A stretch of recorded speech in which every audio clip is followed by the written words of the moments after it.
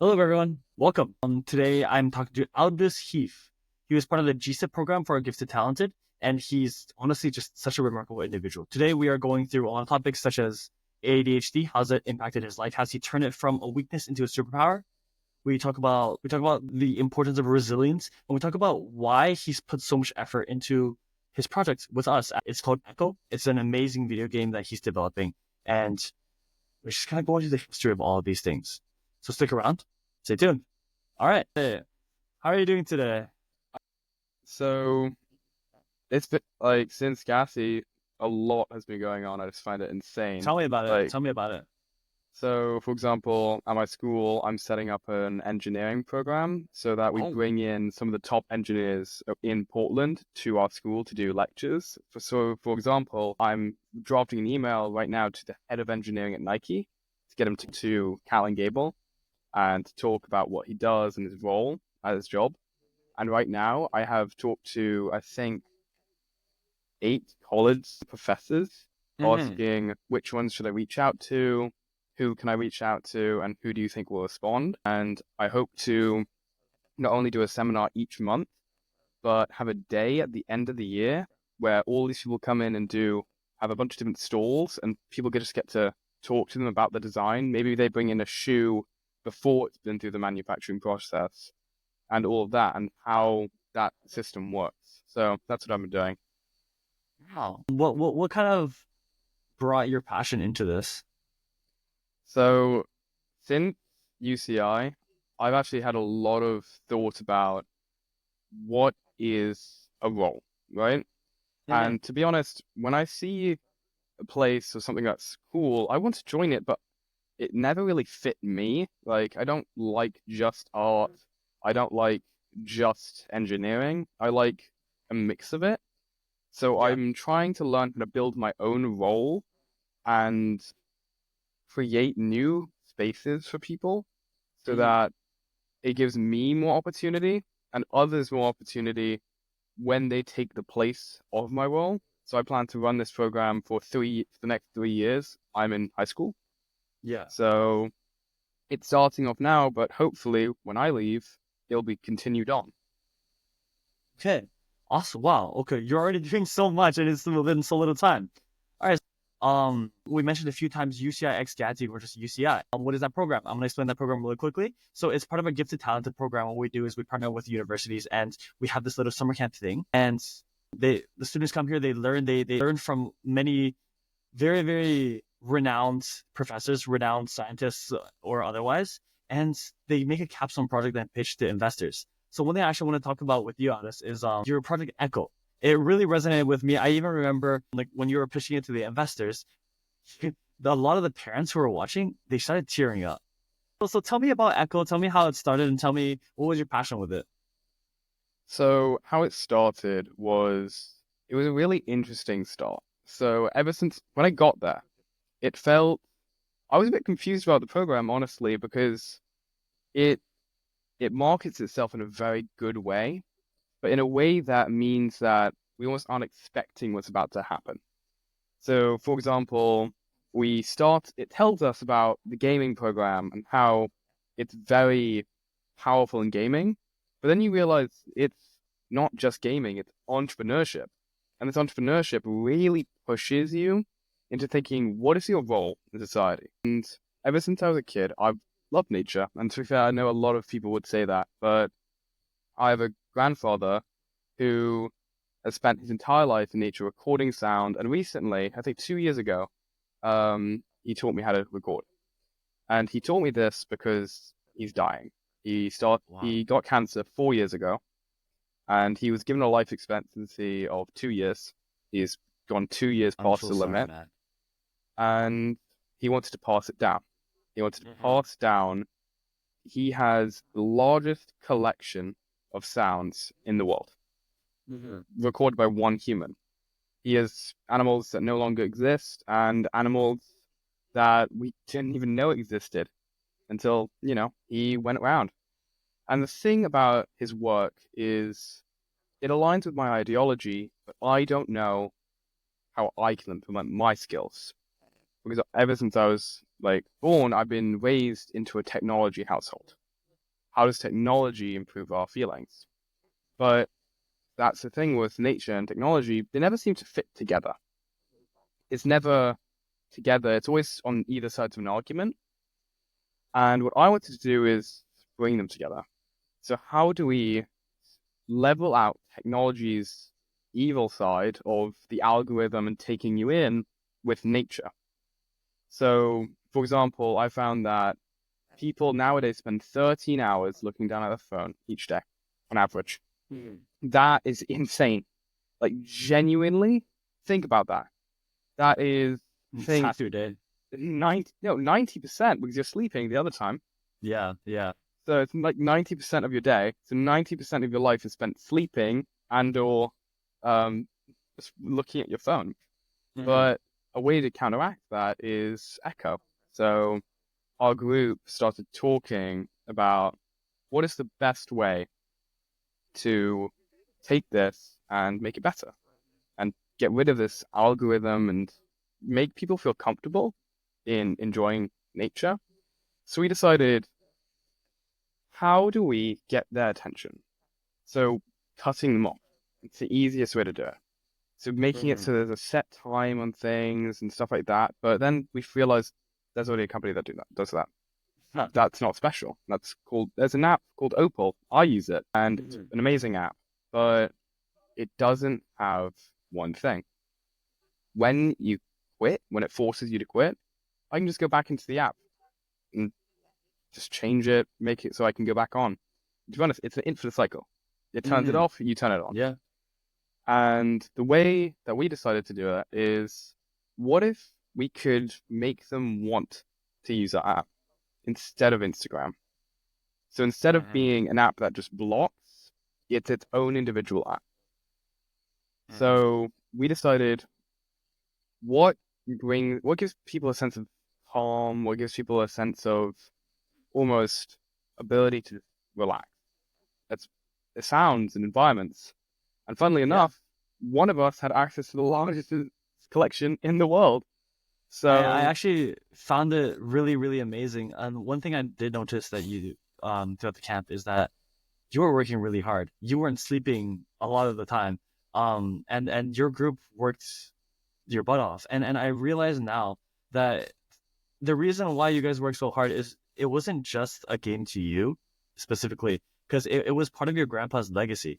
It was a way to carry you down, or like combine your skills with his and create something to bring forth his legacy and pass it down.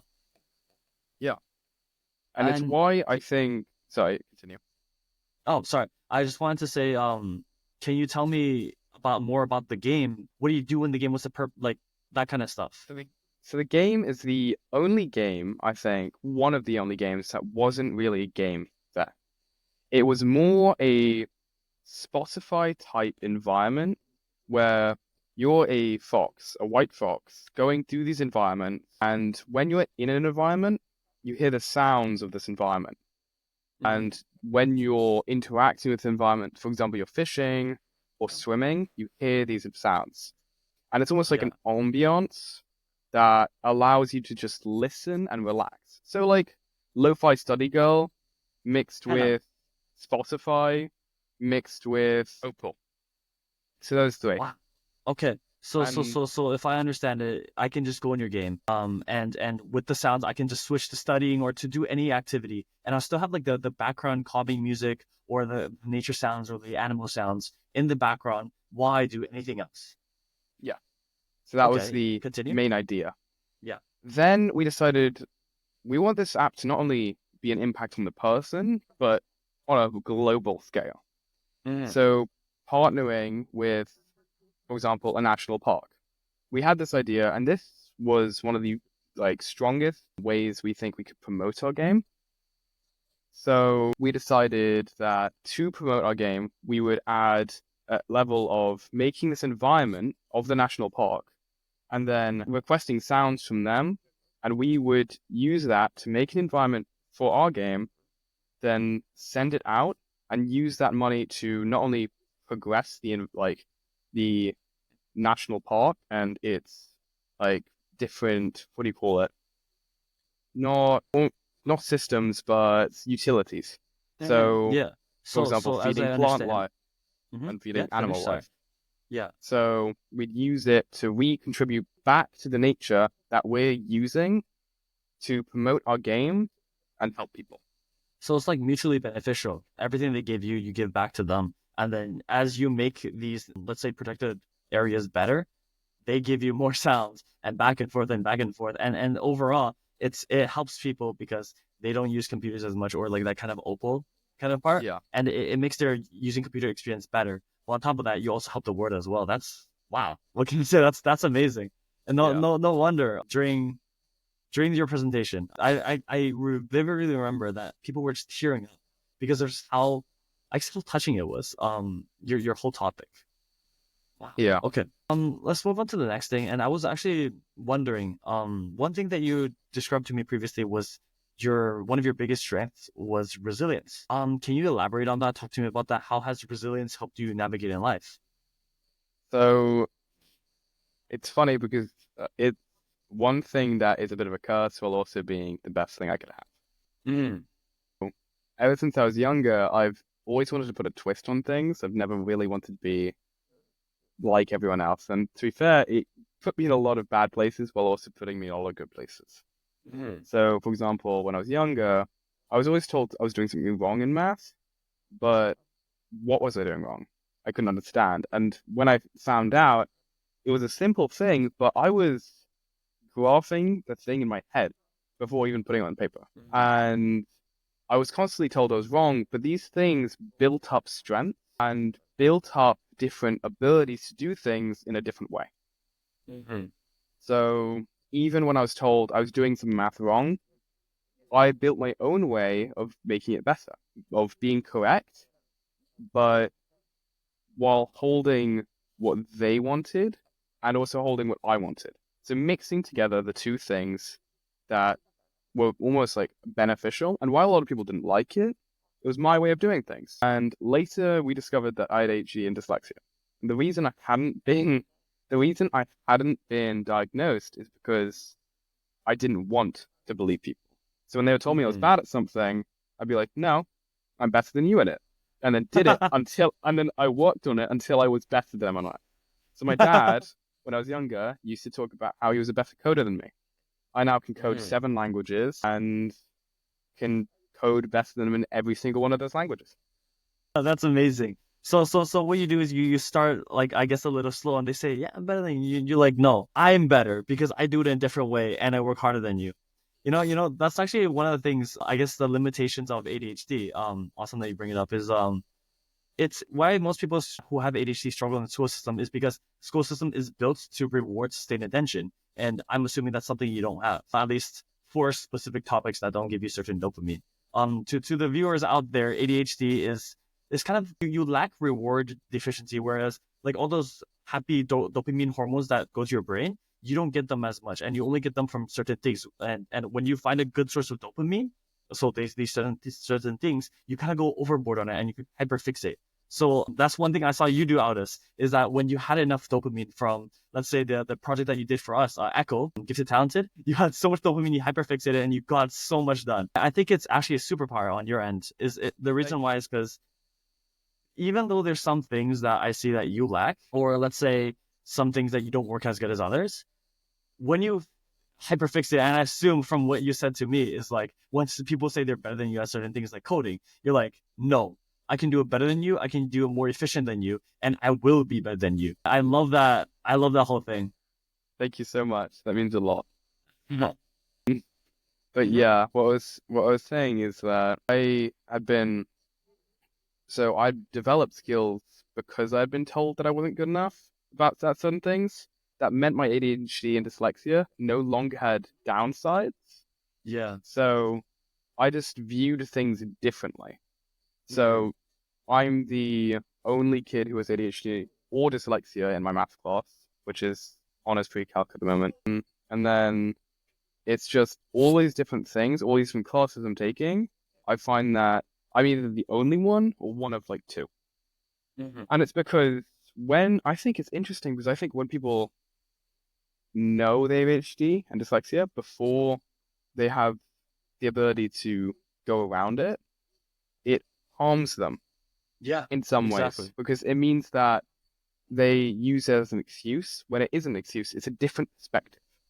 That's exactly So, what I think. Like a lot of people when they go out there, and this is happens not just the people who have it, these mental illnesses, it's the parents as well, where it's like my kid has these ADHD or something along those lines, and they think their kid will never be normal or will never surpass other people or something along those lines because it's this excuse, and then it affects your entire parenting style, or like if you're the one who has ADHD, it affects your complete lifestyle to where, let's say this, you have an obstacle that you want to go across or go over, and you can almost like just go over it, and then you fail, and the reason you fail is because your mind just tells you, hey, you have ADHD, you don't have to be that good, and you give up. And I think that's one thing that you pointed out that's really good that I hate that people do, is that they use ADHD as an excuse. One thing I love about you actually is that you use it as a superpower to push yourself forward. It's like people think I'm worse because I have ADHD. No, I'm gonna show them that I'm way better than them.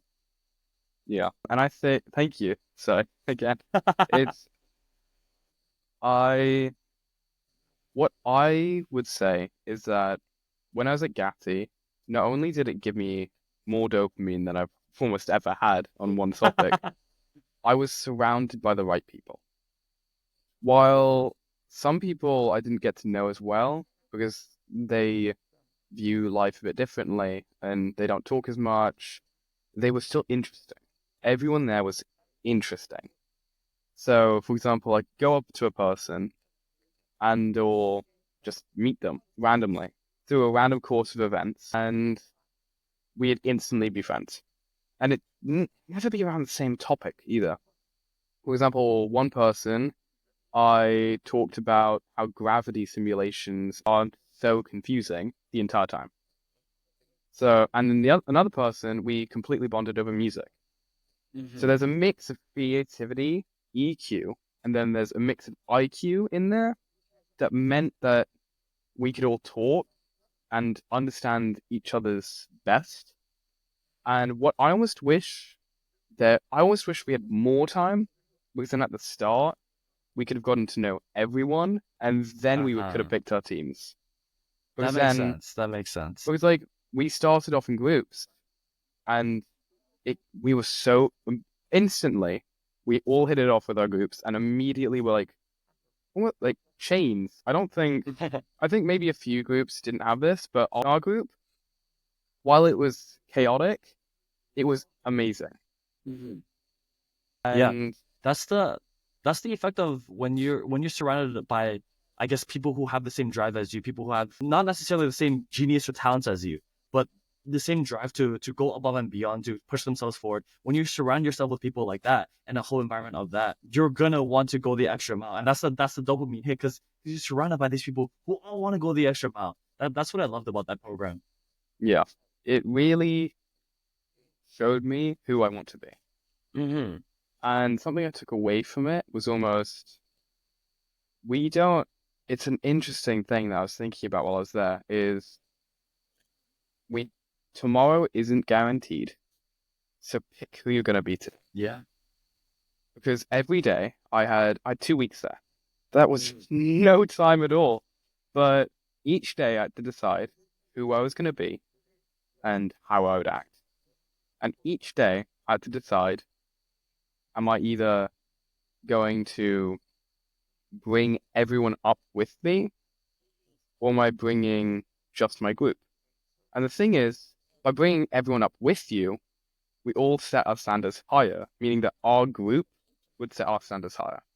So Yeah. together, we all raised and pushed each other because we knew everyone else was doing hard work. So we all tried our hardest. And that's what I Exactly. loved so much about that program. And while it was also incredibly difficult, I loved every moment of it. And the amount of bonding we got to do was just insane. Mm-hmm. Tomorrow is not guaranteed. So pick who you are today. That I actually love that quote. And the reason why is because there's this whole thing, and everyone does it now. It's become more and more popular. It's called procrastination. Um, and it's not just procrastination, but it's also laziness. Like today I wake up, I don't need to get this work done. I can get it done tomorrow. It's not the due date yet.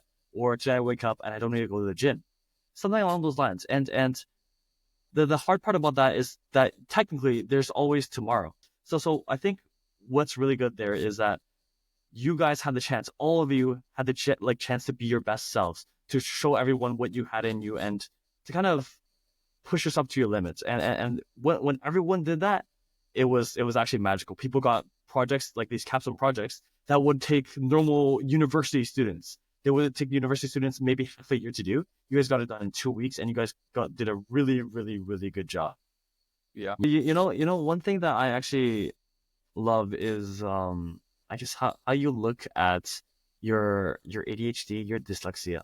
So talk to me about how it has it ever been like a challenge in your life, and how have you like the whole mindset of turning it into a benefit, into a superpower? Walk me through the entire thing, because you So, did mention briefly that some people use excuses that blah blah blah blah, but mhm.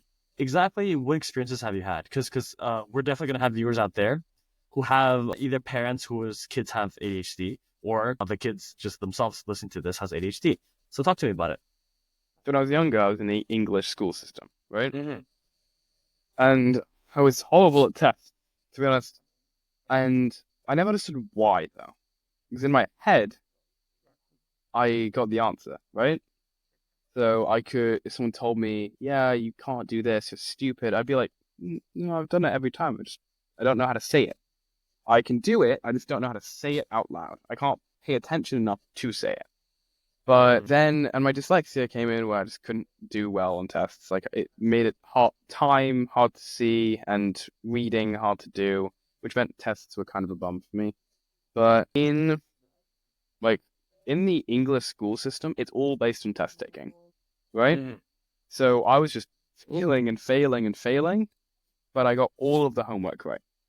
So I couldn't see what was going on. That's weird. No, But I it's had a very similar yeah, experience. yeah.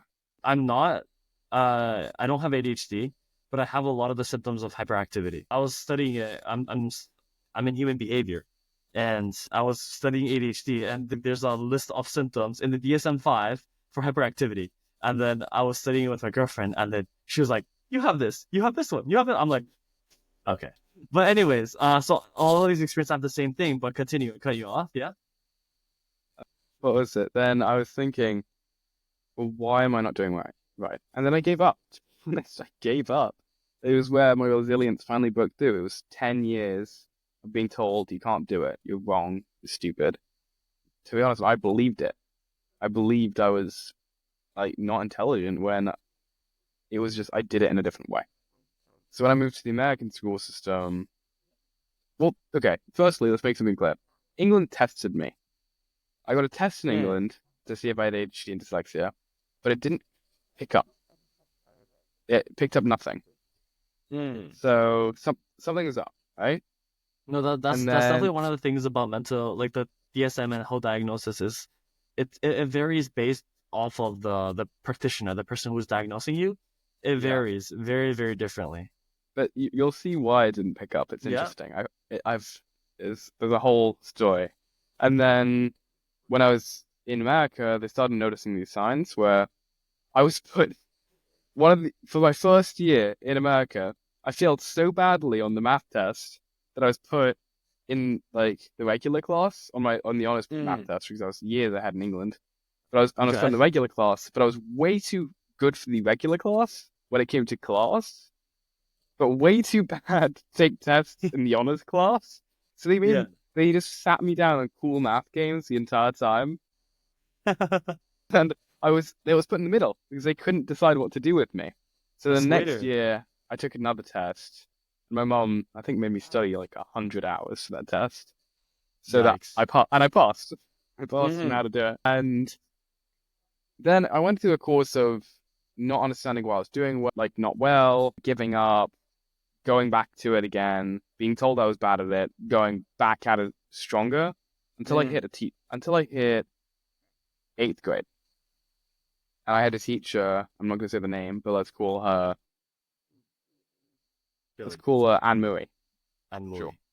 Sure. No, Anne Murray. Sorry. Like, it's an old English name. Okay. Yeah. So let's just call her Anne. And and taught me exactly how I wanted to do maths by telling me about what I had. So she was like, why can't you do the math? I'm like, I don't know. And she'd be like, you just graphed for me a piecewise function. Why can't you tell me what the math is? I'm like, I, I don't know. It's like, it's there in my head. And she was confused because it was geometry at the time. So every other class, every other like note on me from every teacher was, he's not good enough. Whereas in this class, I was passing with flying colors. So I was faster than everyone because it was all visual. Yeah. So she told me, you should probably get that checked out because you are doing better than everyone this year, but not the last year or the year before. And that's when the math is. And next year, if you don't, and in high school, if you don't have accommodations for this, you are screwed. So I realized, okay, I have to take the test. And I think it was like my 10th time begging my parents to give me a test for ADHD and dyslexia. And they finally did it because my parents, I have the same thing as my dad, right? Yeah. My dad thinks the same as me and processes information the same as me. So we like, he doesn't have ADHD, never tested, but he doesn't have ADHD. And so I don't. That's how it was viewed. And then I got the test and they were like, we don't know. And it was meant to be a decisive test. It was like, yes or no. And it wasn't. It was completely undecisive. So they made me take another year worth of testing. Yikes. So it was a year-long test-taking process because of how difficult it was. And they found out the reason it was so hard to test me was because I have something called invisible ADD and dyslexia. Whoa. So it's a really rare trait, but it happens when a kid is raised without dyslexia and ADHD when they have it. So I was raised in a way that meant I wasn't allowed to have them. Yeah. So I made skills that when it came to testing things that did test ADHD and dyslexia, I got around them. Oh, that makes, because you use those skills in your daily lives, and those skills, I mean, I guess they test completely parallel to daily lives. So if you can survive daily lives having ADHD and dyslexia, you can go through these tests, doing it in your own way, but still passing them and showing them that you don't have ADHD and dyslexia, but instead you just kind of put crutches on or something to get through it. Yeah. I see. Okay, yeah. So they wrote like 99 pages on just me, which is insane to me. Because I like want to the amount study you of now. the amount of tests they had on me was insane. I think by the end of it, I was a bit fed up because I felt like a lab rat. Because Yeah. I was the only person in that office to ever figure out every single one of their tests and exactly what they were doing. And they got really upset at me because every time I did that, they'd be like, "You can't tell anyone." I'd be like, "Why?" And they'd be What? like, because then it screws up the test." And I'd be like, "But why does it like how does that affect it? Because I Yeah, just took the the test test should and just I knew be exactly what it into it. was." And she was like, "This is why we're making you take a year's worth of testing." So they found out the very small things actually. So for example, I had the highest IQ they've had in a long time when it comes to visual reasoning, right? But when it came to literacy at a fast pace, I had like an IQ of maybe 70. So That's okay. That's a I had little something low. like I had like 230 when it came to visual, Yeah. and then like 230? 7. IQ Yeah. doesn't go that high. No, wait, what was it? It was something high. IQ is 100, standard deviation 10. Okay, that works. Thank you. I can check it You're right good. now. I think You're it good. was something insane. So Yeah, I took they IQ average is 100, standard deviation is 10. Think about it like this. If you have an IQ of under 85, the military won't train you because it's harder to make you harder to make you productive than it is to make you to leave you as unproductive. They have to spend so many resources to make sure that you're not unproductive. So having I'm IQ that high, checking that something. low is crazy. I actually have the document pulled up on Okay. my laying. I didn't know you had these things. It makes sense. It makes a lot of sense. And you know the best part is it makes sense that I like talking to you so much. I like talking to people with ADHD so much just because when I talk to people who don't have it, I jump around topics so fast and no one can keep up. And then if I talk with someone who has ADHD, like like no one else can follow our conversation just because how fast it goes everywhere all over the place. Yeah. Oh, I So found it it. I makes a lot found of it. sense to me. It Yeah. wasn't. It's 200 plus when it comes to visual reasoning. It doesn't Oh, so specify. you're It just. serious? Yeah, I'm dead at Okay, this. so if we put you in the architecture world, it's over. You're like better than Beethoven of the architecture world. Wow. So, well, it's very specific. It's really interesting how visual reasoning can be played out. And I thought, so the thing is, when it comes to visual reasoning, the reason I'm good at it is because my brain sees patterns incredibly fast. Mhm. So, for example, so when it comes to sequences and patterns, I never needed to do the calculations to get it. I just immediately Mm. got it. Yeah. And it's why like I love puzzles so much and hate the Rubik's Cube, but everything else I love. Yeah. But so it's yeah, that's basically what they were like super.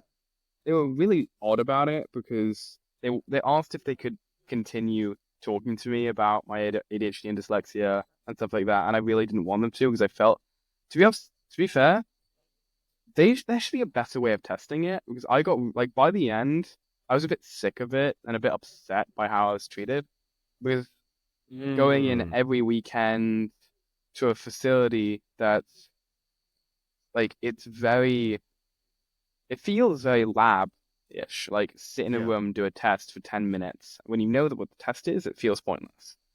So, See, the best thing when you were little, you probably didn't. I mean, you might have recognized this. Is that how much you did for the psychology industry in regards to ADHD? I'd imagine you completely changed it. I don't know how. Yeah, yeah. Like I imagine what done testing, you improved the tests a lot, improved the detection of these invisible, I guess, ADHD and stuff like that a lot. And it because you're smart enough that you can just go around it, they can have a chance to design their tests and like hopefully got better over time. Hopefully they can have a chance to design the tests so that it does track these things that people who are smarter can't get around it. But okay, yeah, that's amazing. Wow. Dude, sorry, I cut you off. What were you saying? that wasn't cut off at Okay, all. then I have a very fun question for you. Do you find board games horrendously boring? Because I do. Depends on the board game. Okay. So one thing, and it goes back to pattern recognition, but for me personally, it goes back to my study of game theory. Is that as soon as it goes back to this game that I play that I hate is League of Legends. It goes.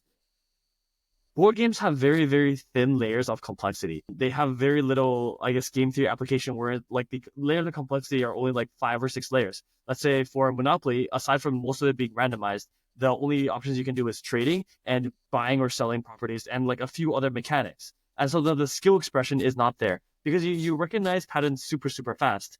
Aren't these like, I guess, boring? Because where you can min max, what kind of like skills you can apply to these board games is very, very limited. Yeah. When thinking about it, I would say it's fun for different reasons. So, for example, I made an AI recently that does min-max tic-tac-toe. Min-max And what? tic-tac-toe. Tic-tac-toe, yeah?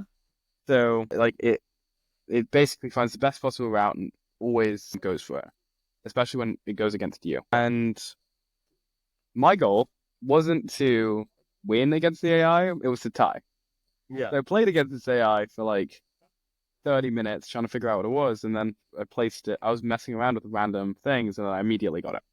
Mm. So I like finding new ways to make board games harder and then implementing them. So, for example, in Monopoly, I'd always, like, when we were playing family, I'd always see how much money can I get away with in one building? Like, how much could I steal with one building? Mm.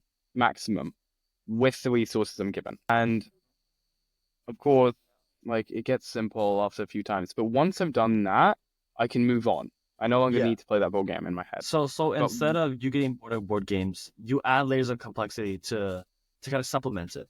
I like that. yeah, I should I I should create definitely start something doing that. that's I create something that's difficult for me to do and then do it. Okay. So so the reason I don't like the Rubik's Cube is because unless you really stare at it, I don't feel like I don't feel like I'm the one solving it. I feel like I'm copying another person's old answer book, Yeah, yeah. and I'm not going to spend my entire life looking at a cube with 10 to the 52 combinations. The whole thing about Rubik's Cube is that once you know how to solve it, once you know the pattern to solve it, all that changes is how fast you can recognize that pattern and how Yeah. fast you can move your hands. And that's the two limits after you know like the initial how to solve it and Which all those patterns. it's insane what you like the memorization you have to do. Yeah, But I bet there are some people who have taught themselves how to do it without the yeah. rule book. But I'm just saying, like, in my head, it's not as exciting because I like teach myself how to do it. Mm. So, like, I always try and learn a new skill whenever I can, from like coding, video games to AI. Like, I love messing around with that kind of stuff. So, when it comes to something like that, which I don't want to spend 52 years of my life doing, like, I find it not my thing. That makes sense. Wow, yeah, It's almost no. like it's almost like in Minecraft where everything's a really simple concept on the outside, right? Like Yeah, yeah, yeah. hit a spider, go to the end, go to the nether. But on the inside, it's actually incredibly creative. Like, how do you build a real working 4-bit comparator in Minecraft? Hmm. So I love games like that that don't limit your creativity, that lets you kind of express your skill, your knowledge, or just how far you can push the mechanics in the game. And you're right, Minecraft is definitely one of the best platforms that has happened, and definitely the most popular. People made their own computer in Minecraft where you can play Minecraft in in Minecraft. Minecraft, yeah, Yeah. it's a bit insane. So another question I actually was interested in talking to you about was tell us what is the most memorable or impactful experience that has made you who you are today. So that's a difficult question, to be honest. And Yeah. because I am a very nature and nurture kind of guy. I believe Mm. you are born with I believe you are born with skills and deficits, but it's your choice how to apply them. Mm. So I find that I am always constantly being molded by the people around me. And I think the most impactful things that have really impacted me today were two things. A trip to Ghana last year with school and UCI GATI, to be honest. Wow. Let's talk about the trip to Yeah. Ghana because we've So spent the entire time talking yeah. about Shigati. So I'd say I in Ghana I had a lot of realization because, for example, we are constantly told in media and culture that wealth is what makes people happy, and Mm. being too wealthy means you're unhappy. And I was trying to think about why though. Why is there that cap and why is there that underneath? And when I was in Ghana, I realized the cap is created by the underneath, but the underneath isn't really a thing, is what we're told. Explain So that. That's the interesting. people there are the poorest people in the world. And that's very honest, it's a fact. Like I'm not exaggerating here. It's true. And Yeah. yet, when I went there, they danced with us. They Hmm. smiled the entire time. They weren't upset. They weren't depressed about it. They had more culture than anyone I've ever met. And they had Hmm. more community. And I realized that you choose who you get to be. And not only do you choose whether you if you can create a community around you, you can also choose how you view the world. So, for Hmm. example, they chose to view the world in a way where we have community, we have love, we have family, we have culture, Hmm. and that's all we need. Whereas the American dream is always to have the next big thing. So, That's actually exactly what I dislike, and it's one of my criticisms about I don't want to say fully Western culture, but kind of capitalism. Although I don't completely disagree with capitalism, obviously it has its downsides. And one thing is, at what point's enough? Like what is what is it good enough? What are you happy? Let's say how much money would you say is enough for you? And for most people, it's like never enough. And then let's say aside from money, power. How much influence over people, and how much things can you do? And then when you get to the point, it's like the most powerful people in the world, they will just start doing things that are forbidden, and more forbidden, more and more bad things. And then the whole purpose of me saying this is that the pursuit of power, the pursuit of money, the pursuit of hedonism, so the pursuit of happiness, is so flawed, because it doesn't matter if you're happy, like just let's say fully happy. It doesn't matter if you're rich or powerful. What's going to give you purpose is it's going to be a lot more important. That's why you see like these billionaires or like millionaires, and they're depressed and they have so many problems in their family because they sacrifice everything. Versus you see these people in Ghana, they have purpose, they have community, they don't complete, like maybe they do, but they don't always constantly compare themselves to like their neighbor who has 7-figure income and they have that much more money than them. They're happy with what they have. And I think it's a very, let's say, flawed mindset right now, where everyone here wants to pursue money, pursue power. And that's one thing that I like, that like Gifted Talented teaches you, is that it isn't all about money, it isn't always about power. It's about kind of the person you are and the person you surround yourself with. Continue. Yeah. I did cut you off earlier. I know, I agree with everything you said. And I feel that's what that really, I experienced a lot of culture shock there, because we went into the depths of Ghana. We went with a person who lived in Ghana. They work at our school, and they're the head of inclusion and kindness. And they decided to take us to their home and where they've lived. So there's no like any Western media out there. It's all Ghanese culture. And while some things sure have spread in, it's so fine and finite that you barely notice it. And the culture shock is another level. And it gave me a lot of time to think about it. And it really impacted who I was as a person. Because at times, sure, like, it made me feel angry at myself for how I viewed the world sometimes. But then other times it made me realize that what has happened I can't change, and what I can change is the future. If I can ask, what did you, like, elaborate more on what did you do specifically in Ghana? Why did you even go there? So it was funny because so we have this thing called immersives, 2 weeks where basically you can sign up for something. And at the start, and as a freshman, you don't get many options. Typically, you get to do how to become a millionaire and sit in a room for 8 hours a day, 2 weeks. Yeah. But I decided to take a shot to sign up for the Ghana trip. And as a freshman, you never get the trips. It's priority by age. And for some reason, no one signed up for it. And I think it was because there was 2 other trips. Finland, which was like, we're going to go skiing, we're going to do all these things that have no culture shock. And we're going to go, and then the other place was Nepal. But they were staying in nice hotels, and they weren't going, and it wasn't going to be brutal. Like, to be honest, it was like how they brought back, like they would go into the city and leave. Then, so basically, they're doing all these things, but there's like, what are they going to do? So you Like, you sign up for Ghana, you go to signed Ghana. up for What do you Ghana. do in Ghana?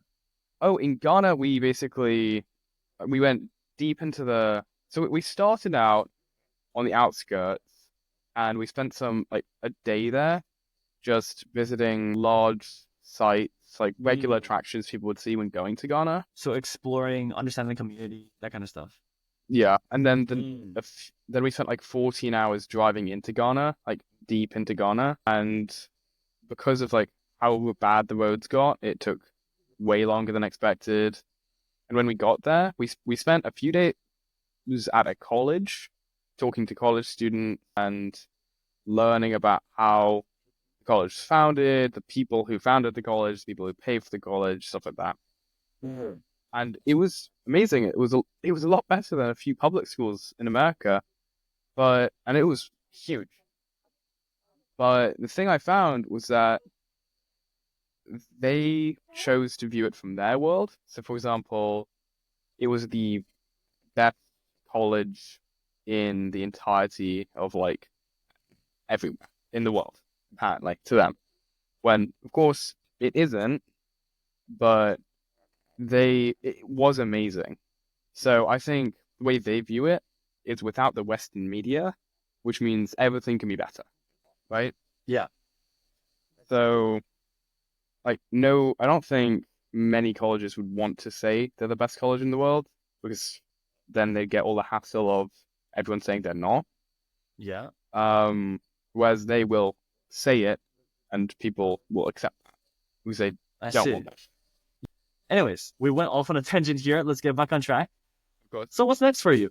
What are your goals? Let's say short-term, long-term. Tell me about the next few steps. Oh, so my next few steps, I'm actually applying to a few programs to do like competitions for work, for like work like Echo. Then what else? Let's think. I'm applying for internships at jobs that recently came to my eye after UCI.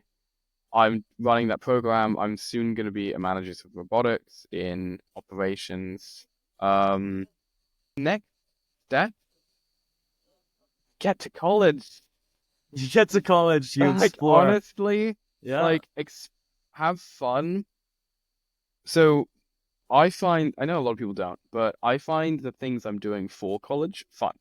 Like, the stuff I'm doing is not only for my resume and for my college, but I find it enjoyable. I find it really interesting. And to be honest, like, That's good. there's no student who does it just for the fun, and there's no student who does it just for the resume. Well, there are, but they don't put in Yeah. effort. They don't get far. I So- think one of the most important things in life, and is something I want to pursue as well, is find something that you want to do and that you will spend so much time on, and that you do it for free. Not that you have to do it for free, but you are willing to do it for free. That's, I think, that is the true, I guess, sense of doing something that you really, really love. And Yeah. I think, Would you be willing? So the way I view it is, if I was going to have a job in the future, of course I am. What would I be willing to do it, even if I wasn't being paid as much? Exactly. Yeah. Yeah. Like, Yeah. if I was given the option to do architecture for the rest of my life and see it come out to be buildings, yeah, I'd do it. Yeah. As long as That's I was good to able hear. to, like, feed myself and be alive, I'd love to see people. I'd love to make people's houses and make